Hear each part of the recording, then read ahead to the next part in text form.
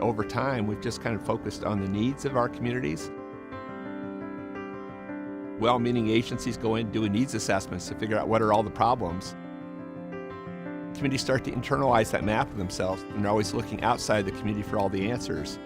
And forget about the incredible capacity that's in communities to do some things the government can't do so well.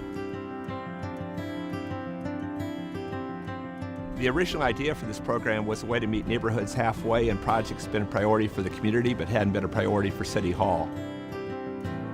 So we say we'll provide a cash match from the city in exchange for the community's equal match of volunteer labor. What I love about the projects is that each project reflects what's special about that neighborhood. And that's what I love about Seattle, you know. We got this wonderful skyline behind me here, and that's kind of the image people have of Seattle. But what I love about Seattle are our neighborhoods.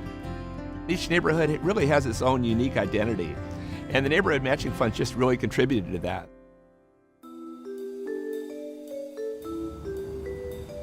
We're standing underneath the Aurora Bridge, which is the bridge holding up a major highway coming through Seattle.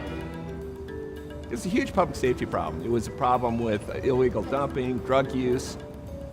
I think any other neighborhood they would put fences up around to, keep out the problem.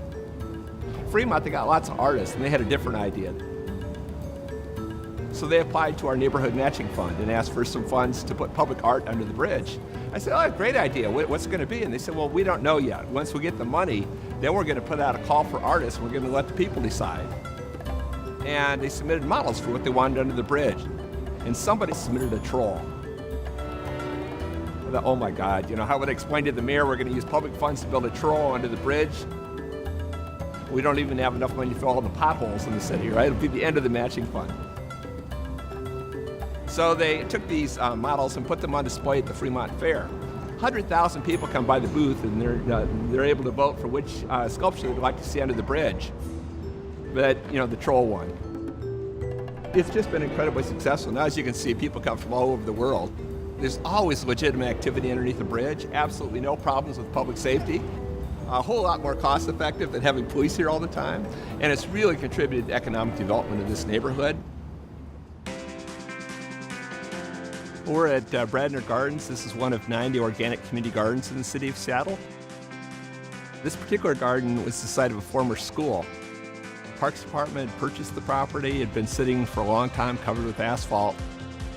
And then some of the city elected officials decided they would like to sell this land to private developers for market rate housing because of the beautiful views.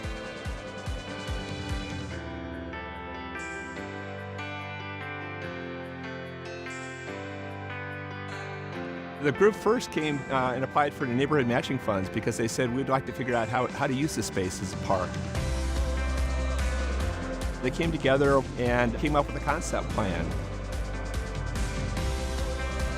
What you see today is really what the neighbors came up with 15 years ago. Over the past 25 years, more than 5,000 community self-help projects have been completed in the city of Seattle through that program. Every one of our playgrounds, both in our parks and our schools, has been rebuilt by the community. 90 organic community gardens in the city of Seattle with 7,000 urban gardeners, all built by the community members themselves. Public art all over the city, renovated facilities, oral history programs, bottom-up neighborhood plans. The real value of the matching funds turned out to be that it's an absolutely amazing way to build community.